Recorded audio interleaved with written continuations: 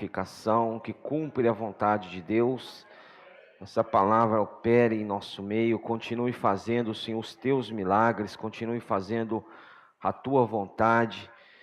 Senhor, continue, Senhor, estabelecendo, Senhor, o teu senhorio na igreja, na nossa vida, no nosso meio. Senhor, te agradecemos pelo teu encabeçamento. Obrigado, Senhor, pela tua direção. Obrigado, Senhor, porque nós temos uma direção por meio, Senhor, da tua palavra. Senhor, a palavra profética, a palavra que nos traz luz, a palavra que nos transforma, a palavra que nos revigora, a palavra que nos salva. Obrigado pela tua palavra, Senhor.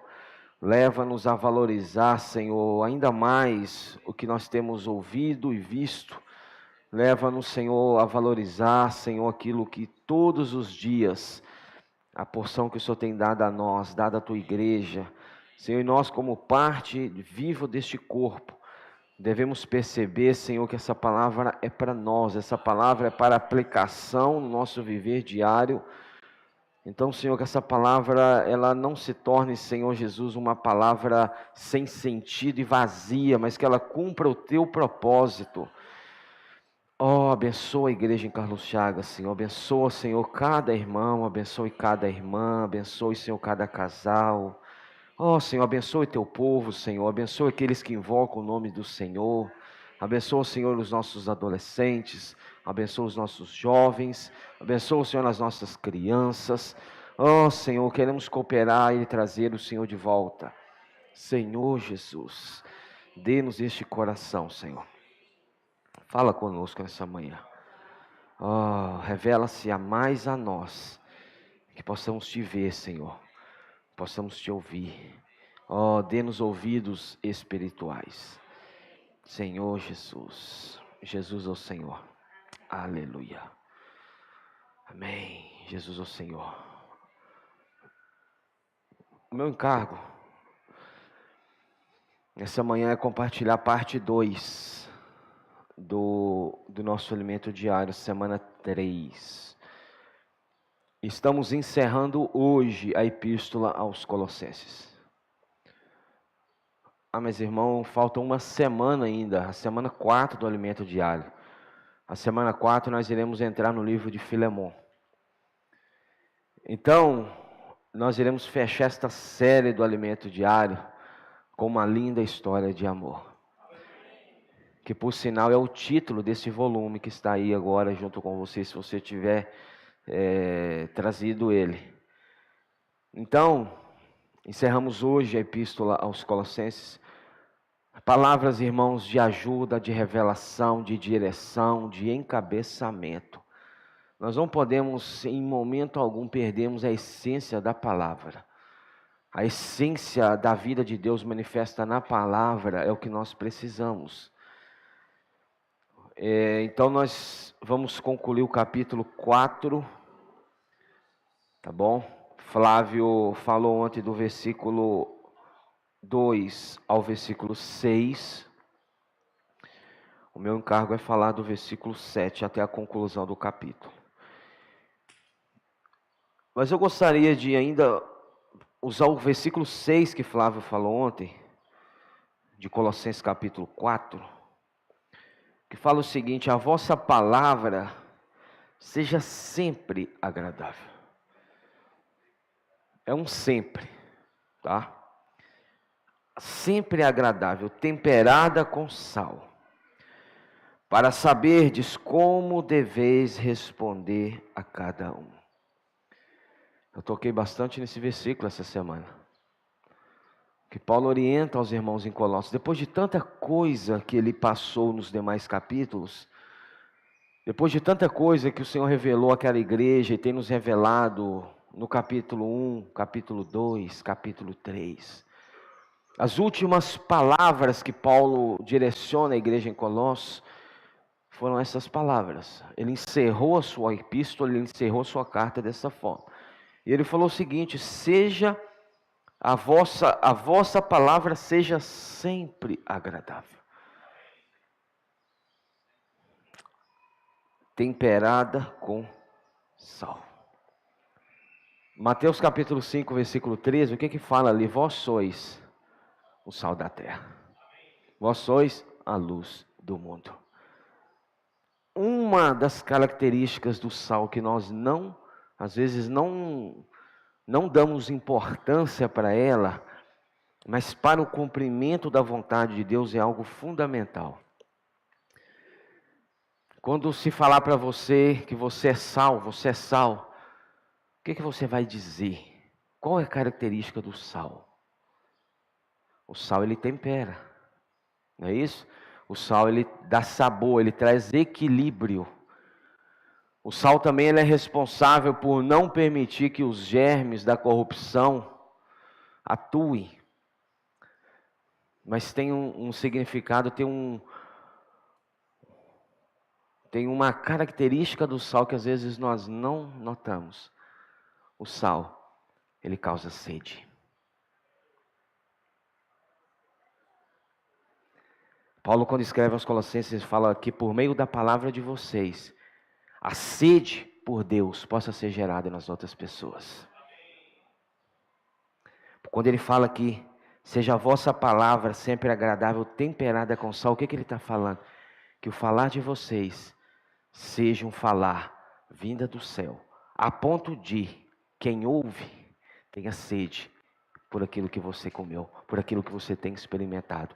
A nossa palavra precisa gerar sede nas pessoas, sede por Deus, sede pela palavra de Deus. Se você é alguém que expressa Cristo no seu viver, se você é alguém que tem essa palavra sempre agradável, essa palavra sempre temperada com sal, quem ouve as suas palavras vai gerar nela sede. Eu quero experimentar, eu quero beber, eu quero ter contato com isso que você tem. Oh, Senhor, que o nosso falar, irmãos, que não esqueçamos desse item tão importante do sal. O sal, ele causa sede. O sal, ele causa sede. O sal causa sede nas pessoas. Sede por Deus. Sede pela palavra. Sede pelas revelações. Que você seja esse, meu irmão.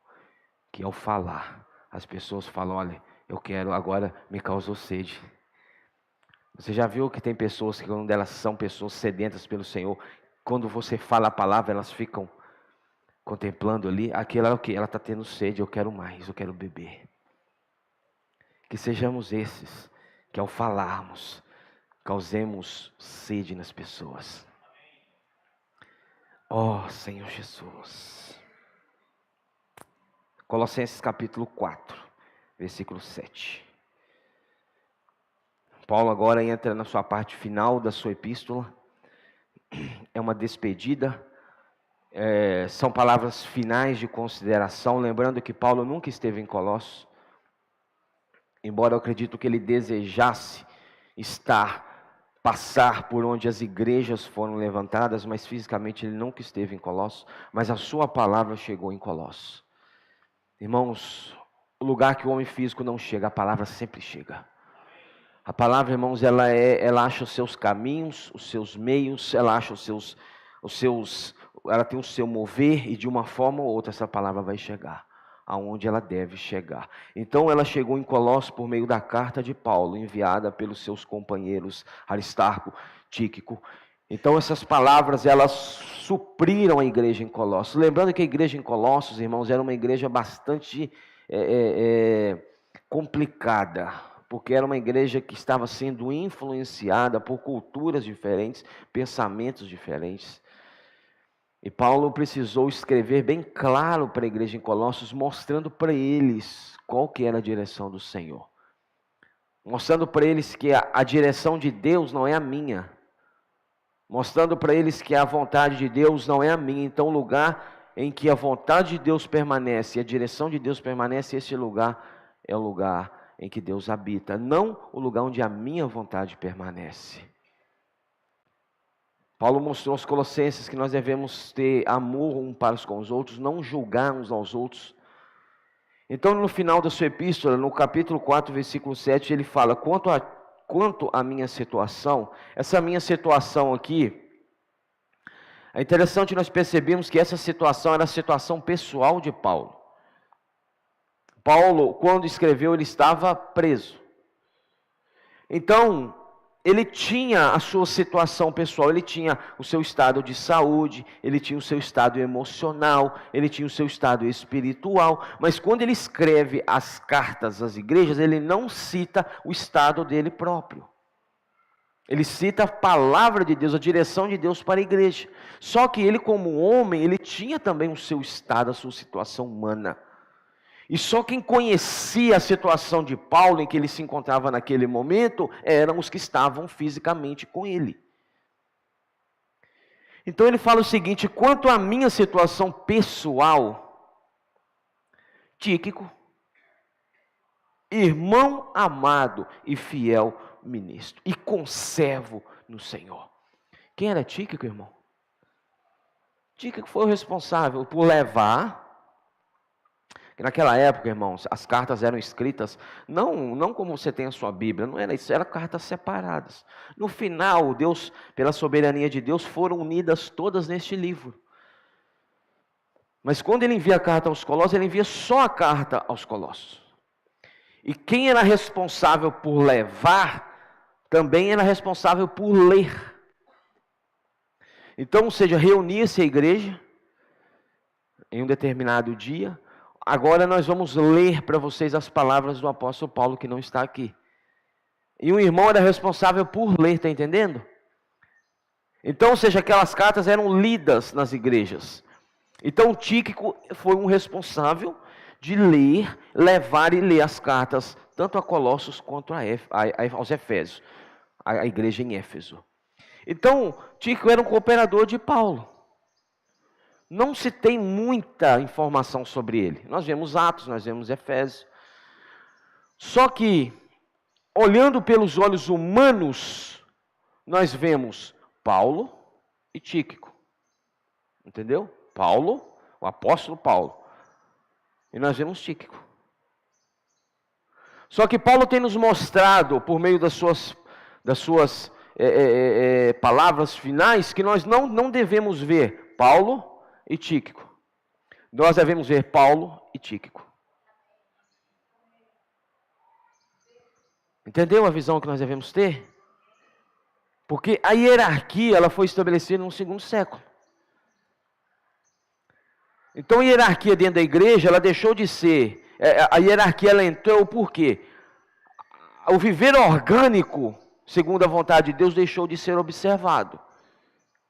Aí estabeleceu-se uma cadeia de comando. Estabeleceu-se os escalões dentro da igreja. Estabeleceu-se as posições de destaque. Estabeleceu-se o clérigo. Estabeleceu-se aqueles que estavam lá em cima e os que estavam lá embaixo. Estabeleceu-se aqueles que tinham direito mais do que os outros. Estabeleceu-se aqueles que têm o direito de ser o primeiro a tomar o corpo. Depois os outros tomam, eu primeiro. Estabeleceu-se, irmãos, a cadeia de comando, a hierarquia dentro da igreja. E Paulo, ao escrever aos Colossenses, ele fala, olha, no nosso meio, embora haja função, não deve haver posição. Função é uma coisa, posição é outra. Função é orgânica. Função é de Deus. Posição é do homem. Então, quando ele escreve, ele mostrou o Tíquico como quem? Eu vou enviar Tíquico. Ele faz questão de apresentar Tíquico. Porque Paulo talvez tinha medo, ele tinha temor de que a igreja pudesse não receber Tíquico da forma adequada. Então ele fala, quanto à minha situação particular, humana, Tíquico, aí ele começa, irmão amado. Primeiro item, antes de servo e antes de fiel ministro. Qual que é o item mais principal no nosso meio? Antes até mesmo do servo e do ministro, irmão amado. Antes de qualquer função, vem, irmão, aquela revelação que o Senhor nos deu por meio da sua palavra, de que acima de tudo estejam a irmandade entre vocês. Vocês são todos irmãos. Quanto a Tíquico, irmão amado. Então, irmãos, essa é a nossa visão, esse é o nosso sentimento. Nós ao olharmos uns para os outros, nós não devemos ver posição, nós devemos ver um irmão amado. Olha para o seu lado, você vai ver um irmão ou uma irmã amada. Olha aí, olha só. E fala com a pessoa que está do seu lado, irmão amado ou irmã amada. Fala isso aí.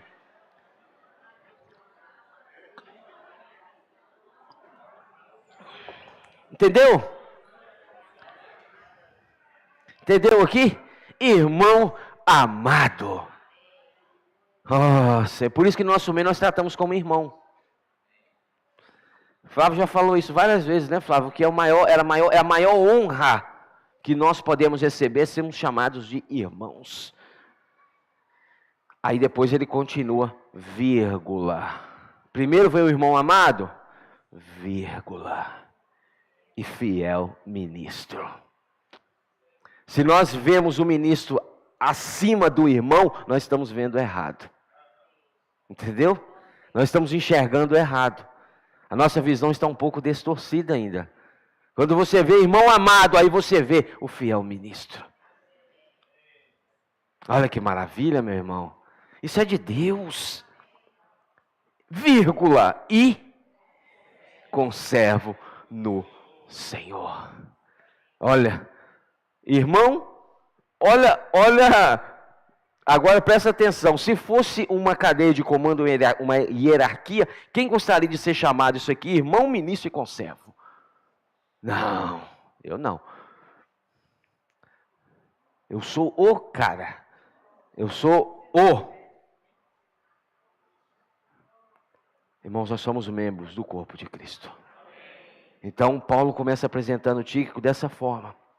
Irmão amado, nunca se esqueça disso. Fiel ministro e conservo no Senhor. Aí quando ele apresenta Tíquico, ele fala, de tudo vos informará, das palavras que eu tenho escrito e também da minha situação física, também da minha situação emocional, também da minha saúde. Então, por que Tíquico iria informar? Porque ele estava junto com Paulo. Ele estava ali junto com ele, ombro a ombro, ombreando na obra de Deus. Deus precisa, irmãos, que nós possamos ter esse sentimento. Vamos ombro com ombro. Vamos ombrear na obra. Vamos sustentar um ao outro. Então, quando ele mostra, Paulo está mostrando o seguinte: esse deve ser o sentimento daqueles que estão na igreja.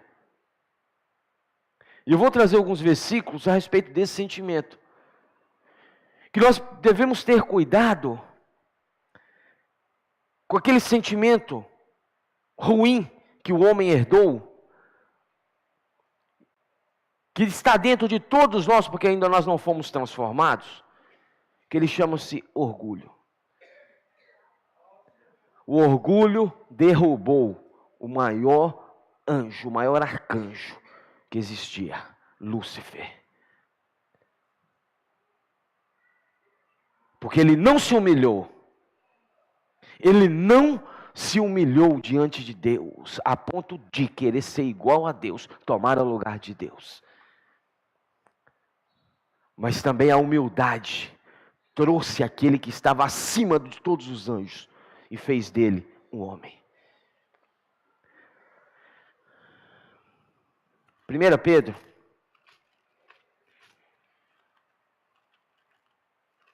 capítulo 2. 1 Pedro, capítulo 2, versículo 15 a 17. Porque assim é a vontade de Deus.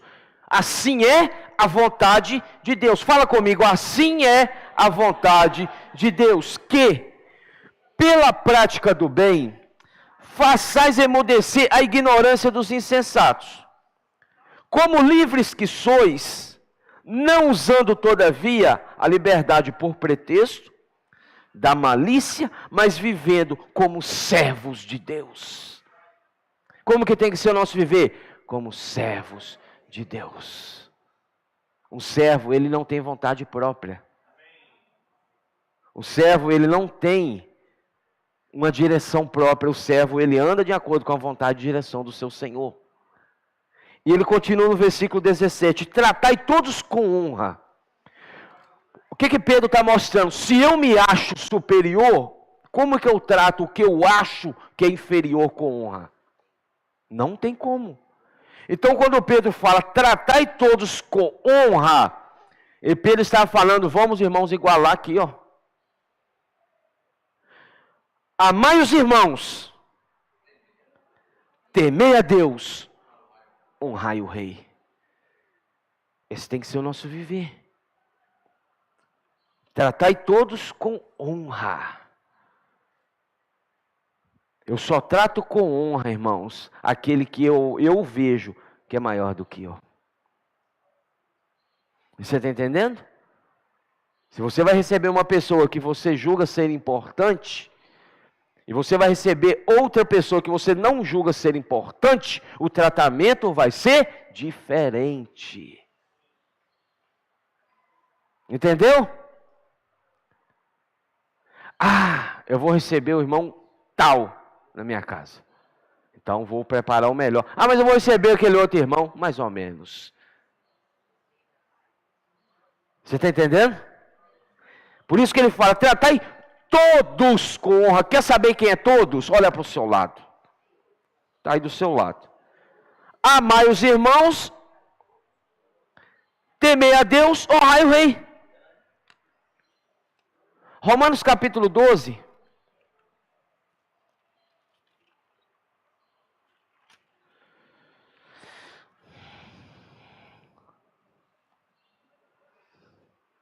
Romanos 12. Capítulo 12, versículos 9 e 10. O amor seja sem hipocrisia. Detestai o mal, apegando-vos ao bem.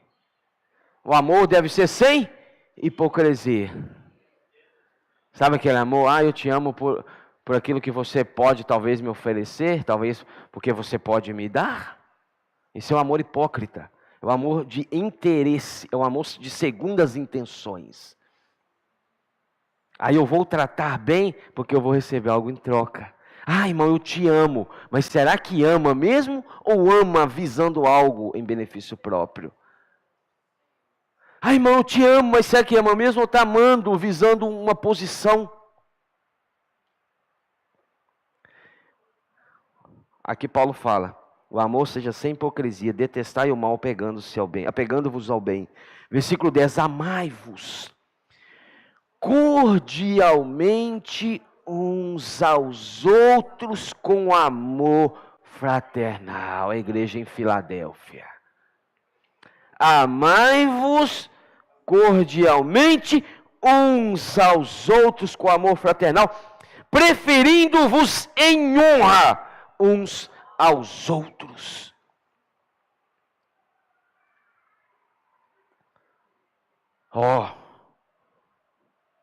Versículo 14, abençoai os que vos perseguem, abençoai e não amaldiçoeis. Alegrai-vos com os que se alegram e chorai com os que choram. Tende o mesmo sentimento uns para com os outros, em lugar de serdes orgulhosos. Condescendei com o que é humilde. Não seja sábios aos vossos próprios olhos. Às vezes, pelo vasto conhecimento de Bíblia, da palavra, nós nos tornamos orgulhosos. Por isso que a direção mover atual do Senhor hoje vem falando o quê? Até mesmo para orar, você tem que orar a palavra profética. Porque nós temos a nossa própria oração. Nós temos o nosso próprio modo de ver a Bíblia. Eu sei, tanto que, Quando você contata alguém e a pessoa, você já quer explicar de Gênesis e Apocalipse para ela. Tem muita bagagem, tem muito conteúdo. O Senhor falou, não sejais sábios aos vossos próprios olhos. Versículo 17. Não torneis a ninguém mal por mal, esforçai-vos por fazer o bem perante todos os homens. Se possível, quando depender de vós, tende paz com todos os homens. 2 Coríntios 12.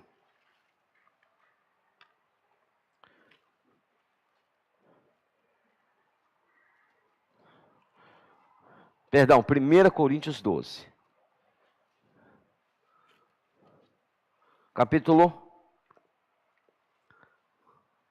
20. 1 Coríntios 12, versículo 20, perdão.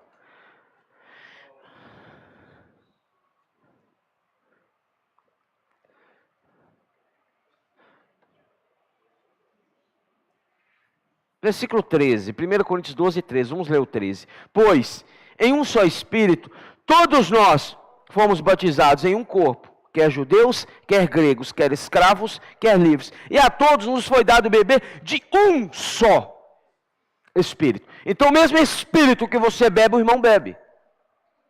A mesma fonte que você desfruta, o irmão desfruta.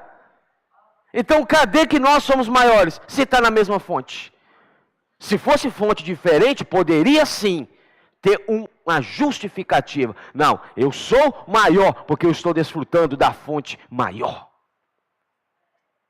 Lembra dos fariseus diante dos publicanos? Lembra daquele fariseu? Deixa marcado aí, 1 Coríntios 12, Lucas 18. Olha aqui, ó. Quem acha que está na fonte diferente. Lucas 18.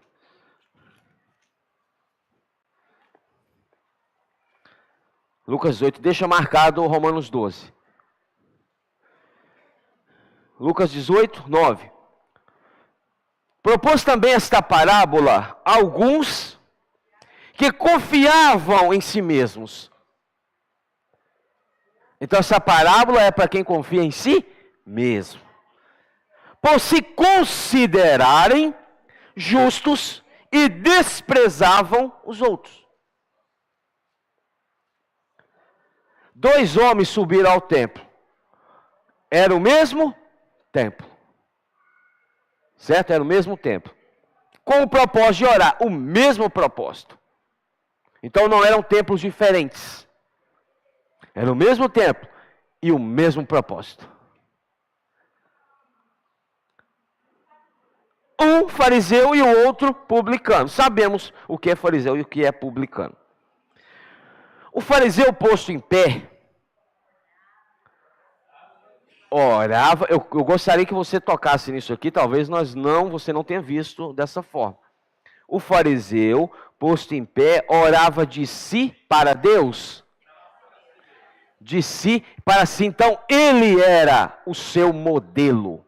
Quando você ora de si para si, o modelo é você. Quando você ora de você para Deus, o modelo é Deus. Você está entendendo? Ele era o padrão que ele pensava que era correto até aquele momento. Está entendendo? Ele era o modelo. Ele era o quê? O sinete da perfeição, como foi Lúcifer. O que levou aquele anjo cair? Ele olhou para si mesmo. Ele olhou para a sua capacidade, ele olhou para a sua perfeição, ele olhou para a sua formosura e ele se orgulhou. Meu irmão, não olhe para si mesmo. Olhe para Cristo. Não olhe para os seus defeitos. Às vezes nós olhamos, focamos tanto nos nossos defeitos também que você nem para Cristo olha. Às vezes nós somos extremistas. Olha só para as qualidades, mas outros olham só para os defeitos. Nenhum dos dois vai te levar a lugar nenhum. Não olhe para si mesmo, olhe para Cristo. Aí o que aconteceu aqui? Ele orava de si para si. Outro princípio, quando você se julga justo ou maior do que o outro, a sua oração não sobe. Você está entendendo? É a mesma coisa você pegar uma bola aqui, uma bolinha e jogar para cima. Deixa eu ver até onde ela chega. Não passa do teto, ela bate e volta. Quando alguém orgulhoso, que se julga superior, que se julga acima dos outros, ora, ele ora de si para si. Entendeu? Porque ele se acha que eu sei, eu posso, eu consigo, eu sou o cara. Eu sou o cara, se não tiver eu, nada funciona. Se não tiver eu, o negócio não flui. Se não tiver eu, acabou o serviço aqui. Irmãos, não é assim. É orar de si para si. Orava de si mesmo, de si para si mesmo, desta forma. Deus, engraçado, ele usou o termo Deus. Mas ele orava de si para si. Deus, graças te dou porque não sou como os demais homens. Olha, a arrogância já começou aqui. Senhor, graças te dou porque eu não sou igual ao meu esposo. Graças te dou porque eu não sou igual àquela irmã. Às vezes você recebe uma notícia de alguma falha, de algum erro. Aí talvez você já falou aquela frase, né, Flávio? Graças ao Senhor, eu não sou assim. Não é verdade? Às vezes você já não falou assim, graças a Deus eu não sou assim. Irmão, Senhor, que o Senhor te livre disso, viu? E me livre também. Não sou como os demais homens, roubadores, injustos e adúlteros. Nem ainda como este publicano, ele nem olhou, só falou, este ali, Jejum 2 vezes por semana, ao orgulho.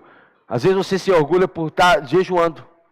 Jejum 2 vezes por semana e dou o dízimo de tudo quanto ganho.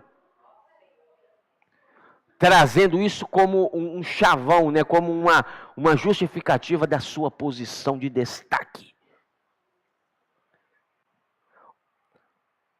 O publicano estando em pé, longe. Quem chegou primeiro? O fariseu. Eu sou o primeiro da fila. Não é isso? Aquele que quiser ser o primeiro, meu irmão, ele vai lá para o último lugar. O publicano correu, eu chego primeiro, eu sou o primeiro, eu sou o maior. E aí ele falou o seguinte, orou, beleza, as palavras, e o publicano estando em pé longe, não ousava nem ainda levantar, ele nem fez isso. Nem ousava levantar os olhos aos céus, mas batia no peito dizendo, Deus, sê propício a mim, pecador. Olha, ele podia ter olhado para o publicano, Senhor, não me deixe ser arrogante igual aquele publicano. Às vezes, não me deixe ser arrogante como aquele homem, como aquela pessoa. Não. Senhor, sê propício a mim, pecador. Digo-vos que o publicano, desceu, justificado para a sua casa, e não aquele, nem falou fariseu.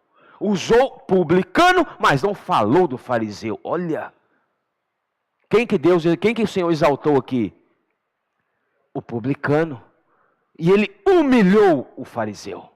Tanto que não citou nem o nome dele. Nome não citou nem quem ele era. Só falou o outro. Aquele, isso. E não aquele. Porque todo o que se exalta será humilhado. Mas o que se humilha será exaltado. Lúcifer se exaltou. E foi humilhado. Cristo se humilhou e foi exaltado. Onde você quer estar? Filipenses 2:5, não é isso? Tende em vós o mesmo sentimento que houve também em Cristo Jesus, porque Ele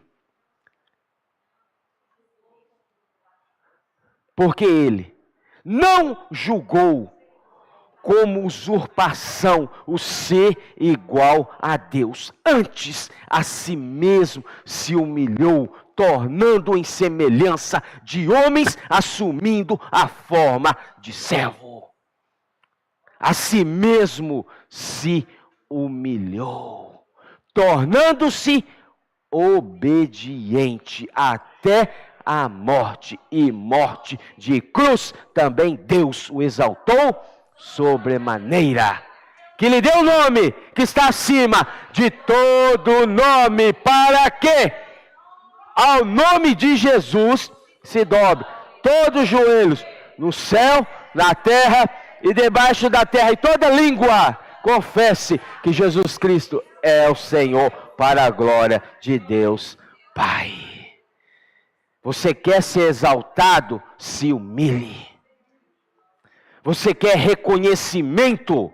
Se humilhe. Reconhecimento de Deus, porque o homem é assim. O homem é assim, o homem ele quer reconhecimento do homem. Porque se o outro não reconhece o que eu faço, para mim não serve.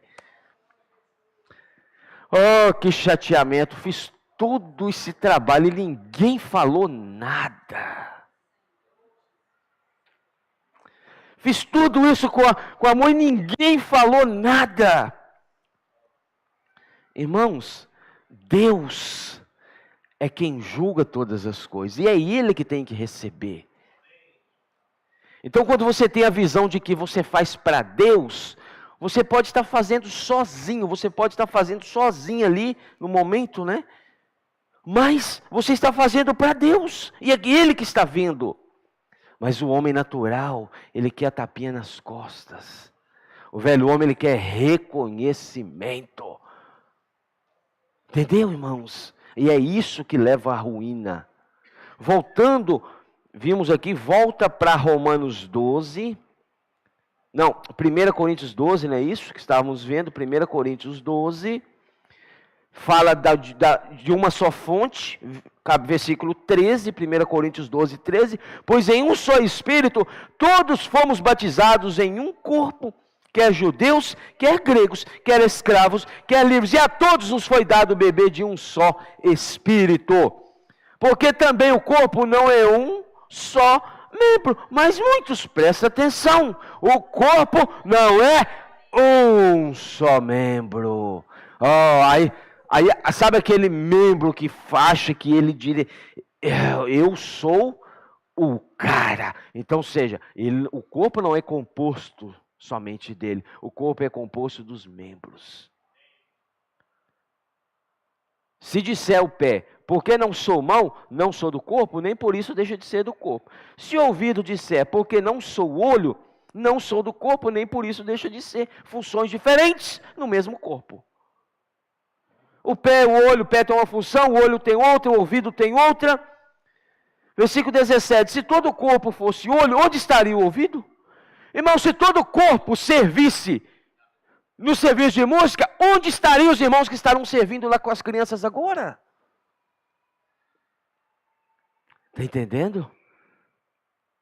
Olha que maravilha, mas Deus não, olha a sabedoria, coordenou todos no mesmo lugar, mas com funções diferentes, mas nem por isso deixa de ser do corpo. Aquele serviço que você fala, não, serviço meu é inferior ao outro, não, irmãos, é o serviço a Deus e é para a edificação do corpo. Sinta-se honrado de servir onde você serve, sinta-se honrado, sinta-se honrada. Valorize, agradeça, Senhor, obrigado, porque eu posso servir-te, Senhor. Senhor, obrigado, porque eu posso cooperar com o Senhor. Obrigado, Senhor, porque eu posso limpar esse local, para quando os irmãos chegarem, encontrarem limpo e organizado. Obrigado, Senhor, porque eu posso cooperar e não sou um membro inativo, infrutuoso e inútil. Obrigado, porque eu posso ser útil. Fala comigo bem alto, Senhor, obrigado, porque eu posso ser útil. Versículo 18, mas Deus dispôs os membros, colocando cada um deles no corpo, como lhe aprouve. Então, por favor, irmão, seja grato, porque quem te colocou? Deus. De acordo com a escolha do homem? Não, de acordo com o que lhe aprouve. Então quer brigar? Briga com Deus. Ah, não, mas eu não estou gostando desse serviço. Briga com Deus. Não vai brigar com os irmãos da coordenação. Às vezes nós queremos descarregar nos irmãos da coordenação. Oh, me colocaram nesse serviço. Oh, mas eu não estou. Ninguém te colocou. Quem te colocou foi Deus. Resolva com Ele. E se Ele assinar a sua carteira de demissão de trabalho como demitido, você se sente demitido. Entendeu? Porque quem coloca? Deus. Se todos, porém, tira também. Se todos, porém, fossem um só membro, onde estaria o corpo? É certo que há muitos membros, mas um só corpo. Não podem os olhos dizer, não precisamos de ti. Não podem os olhos dizer à mão, não precisamos de ti. Os olhos do seu corpo podem dizer que não precisa da sua mão? Irmãos, a falta que faz. Quando você machuca um membro pequenininho do seu corpo, que falta? Todo o corpo se volta para a proteção daquele que foi danificado. Pelo contrário, não precisamos de ti, nem ainda a cabeça aos pés, não preciso de vós. Pelo contrário, os membros do corpo que parecem ser mais fracos são necessários. Aos olhos da igreja em Colossos, talvez, Tíquico parecia mais fraco. Paulo estava mostrando, eu vou mostrar para vocês, que ele não é fraco. Pode parecer fraco, mas ele é necessário. Então você é necessário. Fala com o irmão que está do seu lado, você é necessário.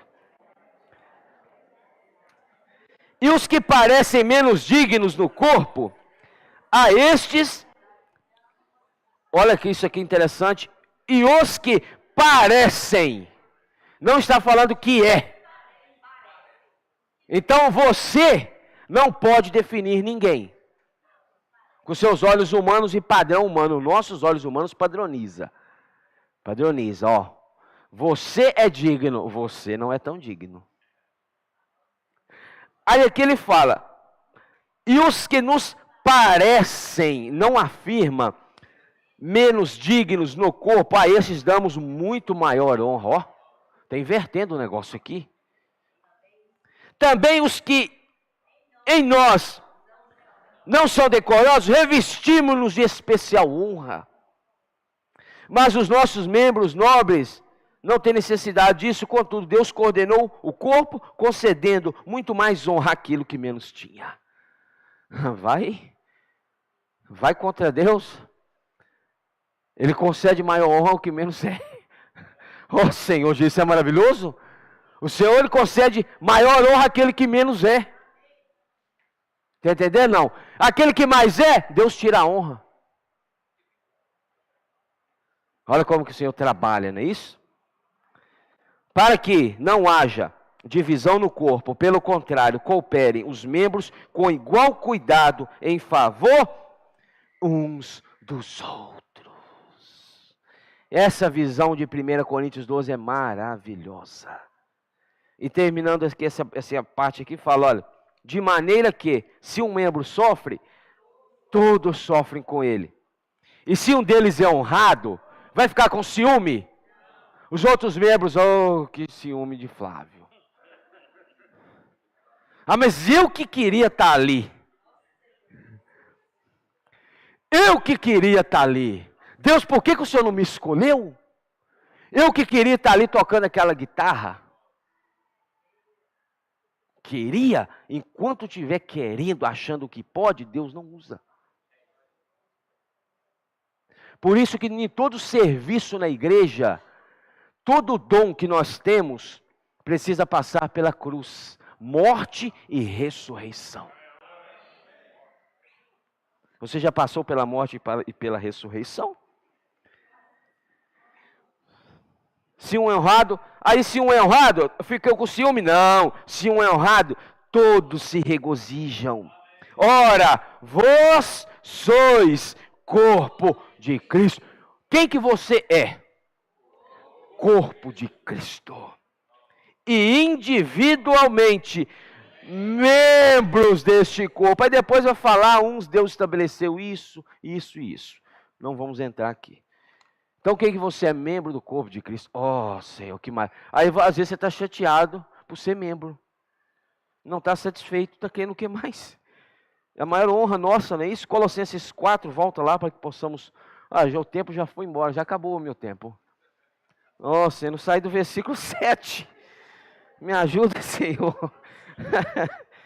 Oh, Senhor Jesus, salva, Senhor. Deixa eu só ler aqui os demais aqui. Versículo 8. Eu vos envio com o expresso propósito de vos dar conhecimento da nossa situação. Paulo enviou Tíquico com o propósito de dar conhecimento aos irmãos de toda a situação dele e de alentar o vosso coração. Versículo 9. Em sua companhia vos envio também Onésimo. Semana que vem nós vamos ver sobre isso. Pensa num camarada difícil, Onésimo. Defraudou Filemon. Sabe aquele sinal? Era isso. Naquela época tinha escravos, senhores e escravos. Por isso que Colossenses fala, escravos livres, senhores. Era normal o senhor ter escravo. Então Onésimo, defraudou Filemon.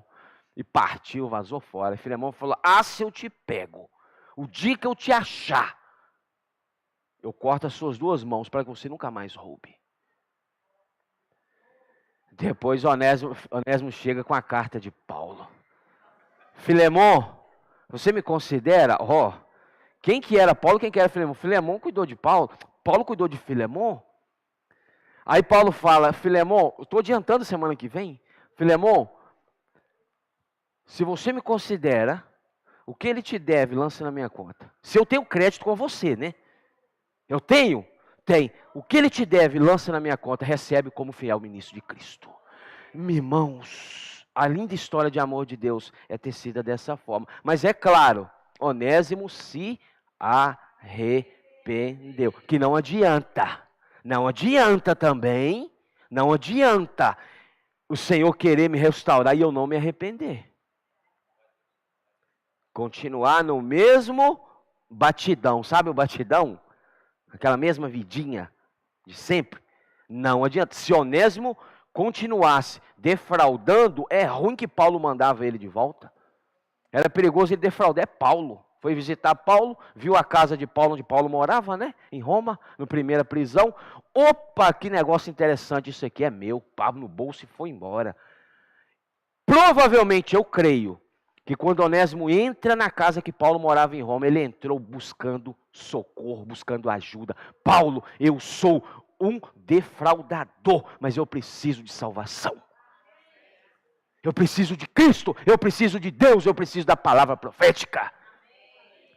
Porque ele tinha um coração também de ser ajudado.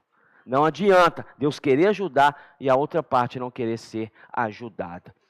Aí ele enviou Onésimo. Quem que é Onésimo? Fiel e amado irmão, mas Paulo também, né? Todo mundo é amado para ele, né? É claro, você é amado por Deus. Os outros não podem ser amados por você, né? Que é do vosso meio, de onde que era Onésimo? Do vosso meio. Vocês conhecem muito bem ele. Ele vos farão saber de tudo que por aqui ocorre. Saúda-vos Aristarco, também companheiro de Paulo da Ásia. Foi prisioneiro com Paulo, entendeu? Estava preso junto com Paulo ali, dividindo ali, claro, ele não foi preso, mas ele estava junto com Paulo, fazendo companhia, tá? Aristarco, prisioneiro comigo, e Marcos. Quem que era Marcos? O jovem João Marcos, que lá no início da primeira viagem missionária, junto com Barnabé, Paulo falou, sai fora, jovem, você não serve para nós não. Você não está aguentando o barco, não está aguentando a pressão, não, sai fora. Desocupa o lugar para que outros possam entrar. João Marcos não aguentou o barco.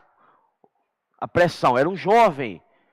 Mas mais tarde Paulo falou, traze comigo Marcos. Lá em 2 Timóteo capítulo 4. Pois me é útil para o ministério. Um jovem que antes se tornou inútil para Paulo. Na maturidade de Paulo ele se tornou o seu companheiro e o seu cooperador. Irmãos, como que a vida de Deus transforma o homem? Transforma a mim e a você. Como que a vida de Deus transformou João Marcos, transformou Onésimo, mas também transformou Paulo.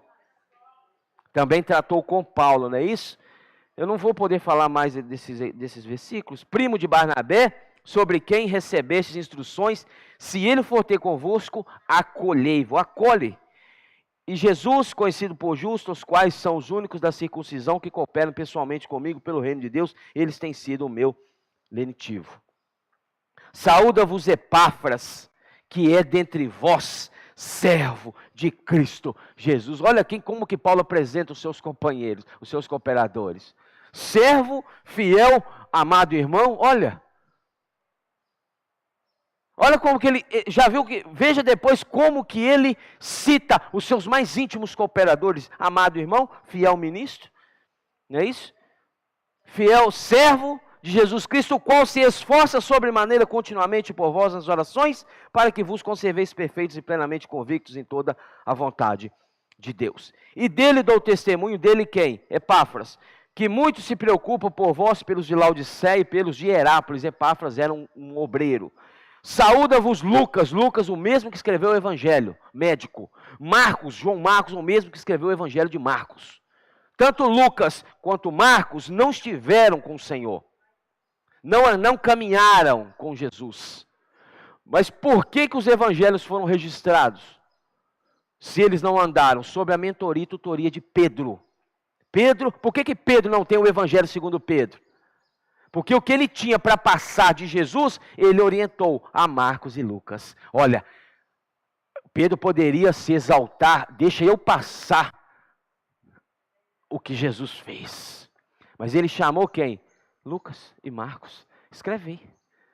Para que a honra seja sua e não minha. Entendeu? Para que a honra seja de vocês e não minha. Olha aqui. O Pedro maduro também, né? Não era aquele Pedro lá do início também. Lucas, o médico amado, estava cuidando de Paulo na prisão. Talvez Paulo cheio de feridas, de doenças, irmãos, era pneumonia, era lepra, era tudo que tinha naqueles porões daquelas prisões romanas. E na segunda prisão foi assim. Úmida, fria. E Paulo ali doente, quem que estava do lado dele? Lucas cuidando. Ele fala dele, né? O médico amado. Amado. E também Demas, que lá em 2 Timóteo, também capítulo 4, abandona Paulo. Amando o mundo presente. Amando o presente século. Saudai-vos os irmãos de Laodiceia e de Ninfa e a igreja que hospeda em sua casa. E uma vez lida essa epístola, perante vós. Lida, perante vós. Era lida e era levada para outra localidade. Providenciai, porque seja também lida na igreja dos Laodicenses e a dos de Laodiceia. Lede-a igualmente perante vós. Também dizei a Arquipo, atenta para o ministério que recebestes no Senhor para o cumprir. Arquipo era filho de Filemon, era um cooperador em Colossos também. Versículo 18, a saudação é de próprio punho. Paulo falou, ó, eu assino, porque foi eu que escrevi. Ele não pediu ninguém para escrever diferente das outras. Ele escreveu. Ele falou, o que eu estou escrevendo é de próprio punho. Assina embaixo. A saudação de próprio punho, Paulo. Lembrai-vos das minhas algemas. A graça seja convosco. Jesus é o Senhor. Amém?